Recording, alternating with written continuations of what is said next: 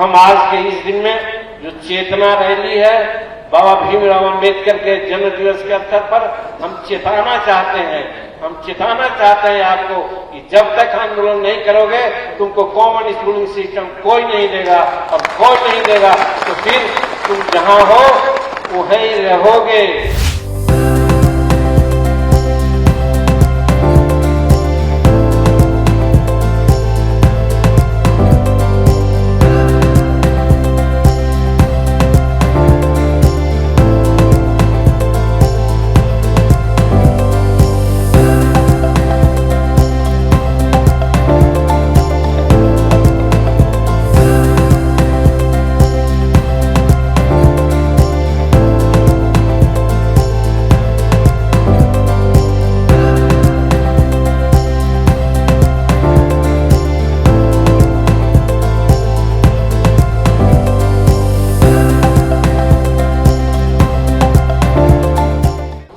सारी बातें हम करते हैं, लेकिन आज 2-3 बातों की चर्चा हम विशेष रूप में करेंगे और फिर हम अपना संगठनात्मक परिवर्तन भी करने की घोषणा करेंगे। हम समझते हैं आप लोग निश्चित रूप में मौजूद रहेंगे और हाथ उठाकर आप लोग समर्थन करेंगे। तो पहली बात ज्यादा नहीं हम कह करके सूत्र बात कहना चाहते हैं कि अभी सब आप लोगों ने कहा कि शिक्षित बनो, शिक्षित होना चाहिए, सब लोग कहते हैं। भगवान बुद्ध ने भी कहा था बुद्धम शरणम गच्छामि, और शायद भगवान बुद्ध से ही अनुप्राणित होकर बाबा भीमराव अंबेडकर ने जो नारा दिया, सबसे पहला नारा कि शिक्षित बनो, उन्होंने तो कह दिया मेरे भाइयों बहनों, लेकिन आज 75 साल गुजर गए हैं। उन्होंने शिक्षित होने का एक मंत्र भी दिया था। लोहिया जी ने भी एक मंत्र दिया था। क्या मंत्र दिया था बाबा भीमराव अंबेडकर साहब ने? कि कॉमन स्कूलिंग सिस्टम होना चाहिए, सबको समान शिक्षा होनी चाहिए। और लोहिया जी ने तो यहां तक कह दिया था कि राष्ट्रपति का बेटा हो या भंगी का संतान, सबको शिक्षा एक समान। हम कहना चाहते हैं सरकार को भी, कहना चाहते हैं समाज को भी, कहना चाहते हैं लोहियावादियों को भी कि जो आज लोहिया जी का नाम लेते हैं, उनके नाम पर पार्टी चला रहे हैं, संगठन चला रहे हैं, लेकिन क्या कभी इस ओर ध्यान देने का काम किया कि राष्ट्रपति का बेटा हो या भंगी का संतान, सबको शिक्षा एक समान कैसे हो? कोई किसी ने आज तक जरूरत नहीं दी। उसी प्रकार से बाबा भीमराव अंबेडकर की जयंतियां हम मना रहे हैं, जय भीम बोलते हैं, लेकिन बाबा साहब ने जो हमको अक्ल सिखाया था, गुण सिखाया था शिक्षा का कि शिक्षित बनो, कैसे? उन्होंने भी कहा था कॉमन स्कूलिंग सिस्टम। तो आज 75 साल आजादी के हो गए मेरे भाइयों बहनों। समान स्कूली शिक्षा के लिए या राष्ट्रपति का बेटा भंगी का संतान एक बराबर शिक्षा होनी चाहिए? क्या इसके लिए कोई पार्टी, कोई संस्था, कोई संगठन आवाज उठाने का काम किया? आप लोग अपने दिल में सोचिए। आज हमारे 131 एमपी हैं, आज 1000 कई एक विधायक हैं। क्या ये जो शिक्षा की बात करते हैं, अंबेडकर साहब का नाम लेते हैं और लोहिया जी का नाम लेते हैं, तो एक आंदोलन भी तो चलता कि भाई कॉमन स्कूलिंग सिस्टम चलाओ या राष्ट्रपति का बेटा भंगी का संतान एक शिक्षा समान हो, ऐसा कोई आवाज उठाया? तो हम यही कर सकते हैं, आप भी दिल पर सोचो, कोई नहीं उठाया। इसका मतलब है कि सत्ता में रह करके आज हम भी उसमें शामिल हैं। सत्ता में रह करके हम लोग बेईमानी किया है, आप गरीबों के साथ घोर अन्याय किया है, जो ये दोनों बातों को आगे बढ़ाने का काम नहीं किया। लेकिन मेरे भाइयों, कितना दिन तक ये बात चलेगी? जीतन मांझी अपने जीवन के आखिरी दौर में है। ये बात सही है कि जब तक मेरे मुंह में लफ्ज है, आवाज है, ये आवाज तो हम उठाएंगे, लेकिन आवश्यकता है बिहार के नौजवानों को, चाहे शेड्यूल कास्ट हो, शेड्यूल ट्राइब हो, या अति पिछड़ा हो, या वैसे गरीब लोग, जिसके बारे में हमारे हिंदुस्तानी अवाम मोर्चा सेकुलर का प्रियम्बुल है, हमारी घोषणा है कि दुनिया में दो ही जात है, एक गरीब है और एक अमीर है।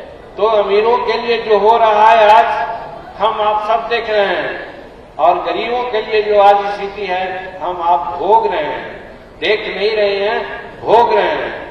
अब इस चीज को आगे हम अगर बढ़ाएंगे तो बहुत समय लगेगा। चाहे राजनीतिक रूप में हमको सताया जा रहा है, शैक्षणिक रूप में तो देखा ही गया कि जब दो महानुभावों की बात को न करके आज कैसी शिक्षा दी जा रही है। आज जो गरीब का बच्चा है, हमारा दलित का, अति पिछड़ा का, आदिवासी का, वो सरकारी विद्यालय में पढ़ता है। बहुत दुख लगता है मेरे भाइयों, जब इस बात को हम कहते हैं तो कुछ लोग इसको ऐसा पेंट करके चलाते हैं कि यही लगता है कि जीतन मांझी कोई बहुत खराब बात बोल दिया है। बहुत दुख लगता है लोगों को। लेकिन हम ये कहना चाहते हैं, क्या सरकारी विद्यालयों में हमारे बच्चे जाते हैं पढ़ने के लिए? क्या सुविधा है? कुछ भवन बन गए हैं, लेकिन उसके बाद भवन तो बन गए हैं, चाहे जिस कारण से वो भी कहेंगे तो लोगों को दुख लगेगा। उसमें अब सामान भी, एसेसरीज भी दे दिए गए हैं, लेकिन हम सुना है, देखा है, स्कूल में कंप्यूटर है, पढ़ाने वाला कोई नहीं है। तो आखिर कैसे शिक्षा दे रहे हैं? ये हमारे गरीब बच्चों का है, और गरीब बच्चों का मतलब है सभी जात में गरीब। गरीब देहात गांव में रहने वाले लोग, जिसको पहुंच प्रखंड, जिला और प्रदेश नहीं है, वो सब उनके बच्चे वहां पर महरूम हो जाते हैं। वैसी परिस्थिति में आज क्या होता है? हमारे बच्चे जहां आगे जाना चाहिए नहीं जा पाते। आरक्षण तो दिया गया है, लेकिन आरक्षण कैटेगरी में भी हम नहीं खड़े हो पाते हैं। और दूसरे ओर जो अमीर के बच्चे हैं, चाहे जिस जात का हो, पढ़ाते हैं पब्लिक स्कूल में 20 लाख, 25 लाख, 30 लाख, 15 लाख रुपया सालाना दे करके वो बच्चे को पढ़ाते हैं। अब तुम ही सोच लो मेरे भाइयों बहनों कि 20 लाख, 25 लाख रुपया दे करके पढ़ने वाला बच्चा का जो इंटेलेक्ट है, बुद्धि है वो, और हमारे बच्चे जो सरकारी विद्यालय में बैठ करके खेलते हैं, कबड्डी खेलते हैं, मास्टर 12 बजे जाता है और 2 बजे भाग जाता है, वो बच्चे कैसे पढ़ेगा? ये हम आपसे जानना चाहते हैं मेरे। तब अब कोई बोल नहीं रहा है। जीतन मांझी पागल हो गया है, हमको कहीं कहीं तो लोग पागल भी कहते हैं। और कुछ बातें हम बोलते हैं तो उस पर आज चैलेंज किया गया है कि जीतन मांझी का जीभ काट के लाओ, हम 51 लाख रुपया देंगे।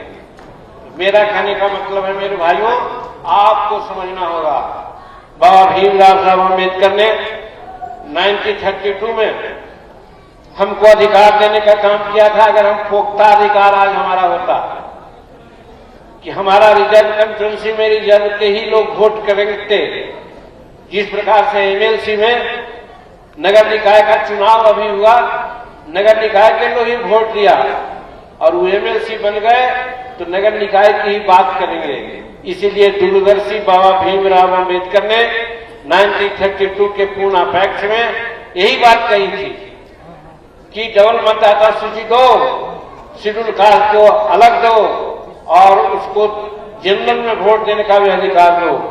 लेकिन हम कहना नहीं चाहते हैं, कहेंगे तो मुझे बड़ी प्रताड़ना मिलेगी और हमारे प्रिंट मीडिया के भाई, इलेक्ट्रॉनिक मीडिया के भाई भी क्या करेंगे, ये तो अपना प्रेसित करते हैं, लेकिन इनके जो ऊपर वाले बैठे हुए हैं अनेक प्रकार की बात घुरा के ऐसे कहेंगे कि ताकि लगता है हम कितना बड़ा पापी हैं, कितना बड़ा गलत काम किया है। हम ये कहना चाहते हैं कि एक जो वोट का अधिकार हमको नहीं मिला, इसका एक उदाहरण और हम आपको देना चाहते हैं। जब बाबा भीमराव अम्बेडकर ने 1932 में प्रस्ताव दिया था तो हमको भीख में, ये भी शब्द कहते हैं कि कुछ लोग इसमें करेंगे कि जीतन वाली बड़ा गड़बड़ बोलता है। हमको आरक्षण क्या है, आरक्षण भीख में हमको मिली है और आरक्षण से हमारा सर्वांगीण विकास नहीं हो रहा है। हमारा विकास तब होता कि सभी के बच्चे एक तरह के खाना, एक तरह का पोशाक, एक तरह का किताब, एक तरह का इंस्टीट्यूशन, एक तरह की पढ़ाई पढ़ता तो अपना मेधा से वो अपना स्थान प्राप्त कर लेता है। ये नहीं होने दे रहा है मेरे भाइयों, ये नहीं होने दे रहा है, बड़ा साजिश है। जो शासक वर्ग के लोग हैं बड़ा साजिश के तहत आज 75 वर्ष तक यही हालत कर दिया। क्या तुम मरोगे भी नहीं, जियोगे भी नहीं, तो क्या होता है, थोड़ा सा आरक्षण, थोड़ी सी पढ़ाई आज कर रहे हैं तो कहते नहीं, शेड्यूल कास्ट आदिवासी अतिपिछड़ा तो पढ़ रहे हैं। तो आज देख रहे हैं, अगर हम ज्यादा डिटेल में नहीं जाना चाहते हैं, लेकिन देख लीजिए कि शेड्यूल कास्ट की साक्षरता दर 28% है और जनरल साक्षरता दर 75% है। यही पढ़ाई हो रही है ना 75 वर्ष में, तो कैसे हम आके 75% पर जाएंगे। इसके लिए मेरे भाइयों और नौजवान साथियों, तुमको आंदोलन करना पड़ेगा। हम आज के इस दिन में जो चेतना रैली है बाबा भीमराव अम्बेडकर के जन्म दिवस के अवसर पर हम चेताना चाहते हैं, हम चेताना चाहते हैं आपको कि जब तक आंदोलन नहीं करोगे तुमको कॉमन स्कूलिंग सिस्टम कोई नहीं देगा, और कोई नहीं देगा तो फिर तुम जहां हो वहीं रहोगे।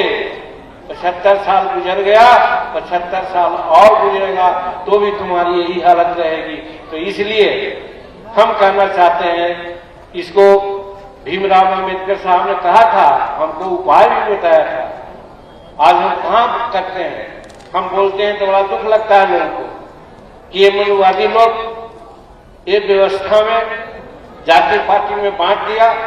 हम एक माता पिता के औलाद हैं, अगर माना जाए तो ब्रह्म देवता हैं, उनके सब हम औलाद हैं, मनीष शत्रुपा के औलाद हैं, तो फिर ये जाति पाति कौन बात है। तो जाति पाति हम पर शासन करने के लिए लोग बना दिया है और आज हम लोग शासित हो रहे हैं। यही हम आपसे कहना चाहते हैं मेरे भाइयों, यही चेताना चाहते हैं, यही चेतना लाना चाहते हैं कि तुम भी समझो हम एक माँ बाप के औलाद हैं और कॉन्स्टिट्यूशन में समान अवसर का मौका दिया है। समान अवसर लो और समान अवसर प्राप्त करने के लिए जो बाबा भीमराव ने कहा था कि तुमको राजनीति रूपी चाबी को पकड़ना होगा। अगर राजनीति रूपी चाबी नहीं पकड़ाएगी तो निश्चित है कि तुम्हारा विकास नहीं होगा। जीतन मांझी आगे बढ़ जाए, कुछ और लोग आगे बढ़ जाए और हमारे 2-4% लोग बढ़ जाएं, लेकिन हम 25% है, उसका क्या होगा। आज वही हालत है कि उनको न रहने की जगह है, न खाने की जगह है, न उनकी दवा की है। रोज हल्ला हम लोग करते हैं, रोज कहते हैं कि सब कुछ दे रहे हैं, लेकिन हो रहा है कहाँ। फटेहाल लोग होते हैं, खाना नहीं मिलता है, दवाई नहीं मिलती है, शिक्षा नहीं है। तो कहने का मतलब हम लोग त्रासदी में गुजारा कर रहे हैं। तो इसलिए मेरे युवा भाइयों, डॉक्टर अम्बेडकर के संतान और अनुयायियों, चेतो। वही चेताने के लिए आज ये रैली हो रही है कि ताकि चेत करके तुम आंदोलन करो और चुनाव जब आवे एक होकर के वैसे पार्टी को, ऐसे लोगों को तुम वोट दो जो तुम्हारे इन बातों को आगे बढ़ाने के लिए साथ देता है। इसके बिना काम नहीं चलेगा।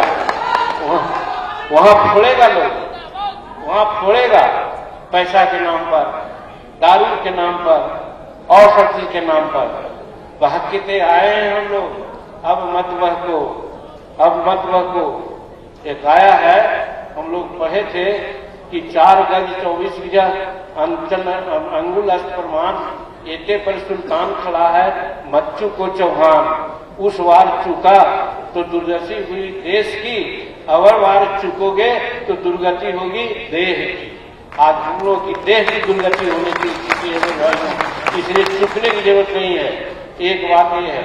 और दूसरी बात अभी कहना चाहते हैं, हम संक्षेप में कहना चाह रहे हैं कि अभी वर्तमान में हम एनडीए के साथी हैं, एनडीए के घटक दल हैं, लेकिन जो आरक्षण हमको मिला भी, जिसको हम कहते हैं आरक्षण 10 वर्षों के लिए मिला था, 20 वर्षों के लिए मिला था, प्रलोंग नहीं करना था, इसलिए कि बाबा साहब का कहना था कि कॉमन स्कूलिंग सिस्टम होगा तो 20 वर्ष के बाद, 25 वर्ष के बाद हमारे शेड्यूल कास्ट, शेड्यूल ट्राइब, सभी पिछड़ा अन्य लोग अपना बल पर सारा काम ले लेंगे, कर लेंगे, आरक्षण की कोई जरूरत नहीं होगी।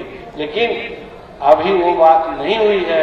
आज 75 साल हो गया, कई 10-10 करके आगे बढ़ रहे हैं। लेकिन आज क्या हो रहा है मेरे भाइयों, दुख लगेगा, क्रिटिसिज्म होगा मेरा, कहेगा लोग कि तनमानी पगला गया है, कहते हैं। तो आज देखो 1960 के दशक में सरकारी जो सेवाएं थी वो करीब करीब 60 या 70% थी, तो हमको 16%, 14% की जो आरक्षण का मिला था लाभ, हम उसमें कुछ करते थे। लेकिन आज क्या हो रहा है, आज चाहे एयरप्लेन हो, चाहे तेल कंपनियां हो, चाहे कोयला खदान हो, चाहे फाइनेंस कंपनियां हो, सारे चीज प्राइवेट क्षेत्र में जा रहा है, प्राइवेट क्षेत्र में जा रहा है। बाबा साहब का नाम लोग लेते हैं, बाबा साहब के बारे में जयंती मनाते हैं, लेकिन बाबा साहब यही कहा था क्या कि खाली नौकरी में दो आरक्षण? उन्होंने तो कहा था विकास के हर क्षेत्र में आरक्षण दो। तो क्या आज निजी क्षेत्र में आरक्षण मिल रहा है? अगर नहीं मिलेगा निजी आरक्षण में तो कुछ दिन के बाद अंगूठा दिखलाया जाएगा आरक्षण का, तुमको कोई आरक्षण नहीं मिलेगा, तुम्हारा कोई आरक्षण नहीं मिलेगा। एक दिन ऐसा होगा, उस दिन तुमको आंदोलित होना पड़ेगा। हम कहना चाहते हैं कि जो चेतता है वही किसान है, पहले चेतो। यही चेताने के लिए आज हम लोग हैं कि आरक्षण तुम्हारा खाया जा रहा है, आरक्षण तोड़ा जा रहा है, छीना जा रहा है, संविधान के साथ खिलवाड़ हो रहा है। बाबा साहब का दिया हुआ ये संविधान को लोग मसल रहे हैं, इसके लिए भी तुम चेतो। और आज इस मंच से हम मांग करते हैं कि अगर बहुत हमारे प्रति हम दर्द है आप, और आपको मांग करना चाहिए, आंदोलन करना चाहिए कि भाई निजी क्षेत्र में भी हमको आरक्षण दो, तब कि हमारा काम पूरा होगा, नहीं तो हम चैन से नहीं बैठेंगे। ये संकल्प आज लेना होगा। तो निजी क्षेत्र में नहीं है। दूसरी बात आप जानते हो मेरे भाइयों, एक जुडिशियरी कहते हैं जिसको न्यायपालिका कहते हैं। आज समूचे हिंदुस्तान में 127 परिवार या 28 परिवार है, कुछ आगे पीछे ही है, उसी का राज है। समूचे जज जितने भी हैं हाई कोर्ट में या अपर कोर्ट में, सब कोई वही लोग है। वहां आरक्षण नहीं है हमारा, छोटे छोटे नीचे वाला में है, लेकिन उच्च न्यायालयों में हमारा आरक्षण नहीं है। हमारे बहुत लोग इधर उधर घूमते हैं कि जब यहाँ से पैनल जाता है तो सब दूसरे का जाता है, शेड्यूल कास्ट में नहीं जाता है, तो कोई जज नहीं होता है। और होता है क्या कि शेड्यूल कास्ट के लोग कोई गलती नहीं करते हैं और ये जानते हैं कि पढ़ा लिखा है, ये बहुत बोलता है, तो झूठ मूठ आपको मर्डर केस में फंसा देगा, और फंसा देगा, 4 को गवाह दिलवा देगा, आपको सजा हो जाएगी। क्योंकि आपको वहां कोई नहीं है जजशिप में कि जो देखेगा, और ये सजा इसलिए होगी कि वो विटनेस यानी गवाह तैयार किया है, और जहां आपको मारा है, आपके साथ खिलवाड़ किया है, आपके बहू बेटी के साथ इज्जत लूटा है, आपका जज जमीन को लूटा है, अगर वहां केस आप करते हो तो साक्ष्य के अभाव में, जैसे अभी बैठा हुआ है Santosh Kumar, schedule caste schedule tribe atrocity act है, कितने लोगों को सजा हो पा रही है? होना चाहिए 30 दिन 60 दिन में उसका खात्मा हो रहा है, 2 बरस 3 बरस 4 बरस। वहां भी होता है कि जिसको 7 साल की सजा है मर्डर एहतियाती में, उसको जॉब मिलना चाहिए, रोजगार देना चाहिए, नहीं दे रहे हैं। उसी प्रकार से जो जजमेंट होता है वहां पर बेकसूर हमारे शेड्यूल कास्ट के लोग फंसाए जाते हैं। उसका यही कारण है कि हायर जुडिशियरी में हमारा आरक्षण नहीं है, न्यायपालिका में आरक्षण नहीं है। इसीलिए पढ़े लिखे नौजवान साथी जो हमारा है उसको हम चेताने आए हैं आज इस चेतना रैली के माध्यम से कि आरक्षण का भी मांग करो। जब चुनाव हो 5 साल के अंतर्गत तो कॉमन स्कूलिंग सिस्टम, निजी क्षेत्र में आरक्षण और फिर जुडिशियरी में आरक्षण की मांग करो। और वो जो ये मांग का घोषणा पत्र में दर्ज देता है, करता है नाम, उसी को तुम वोट दो, चाहे जौन पार्टी का रहे। हम तुम लोगों से कहना चाहते हैं तुम्हारी भला तो होगा, लेकिन वो लोग वो नहीं लेगा नाम और कहेगा कि हम तुमको बहुत चाहने वाले हैं, हम तुम्हारा बहुत विकास किए हैं, पैसा दे देगा तुमको। रोज का पैसा तो नहीं लेगा, वो खाने पीने के लिए 2-3 दिन का पैसा दे देगा। तो अबलन नसानी अबलन इत्यादि कहा गया है वो। अब तक तो तुम इस प्रकार से धोखा में पड़े हो मेरे भाइयों, अब धोखा में मत पड़ो। यही आज चेतना रैली का मकसद है और यही चेतना के लिए आज भीमराव अम्बेडकर साहब के जयंती के अवसर पर आपको चेताने आए हैं। यही आपसे कहना चाहते हैं, ज्यादा समय नहीं। और जो दूसरी बात अपना कहना चाहते थे कि हमारा स्वास्थ्य थोड़ा गिरा है और नौजवान बिहार में ज्यादा है, हिंदुस्तान में भी ज्यादा है। नौजवान लोग अपना जिम्मेवारी ले तो ज्यादा अच्छा है। तो आज हम घोषणा करना चाहते हैं, हिंदुस्तानी अवाम मोर्चा सेकुलर का अगला प्रेसिडेंट अध्यक्ष संतोष कुमार सुमन होंगे।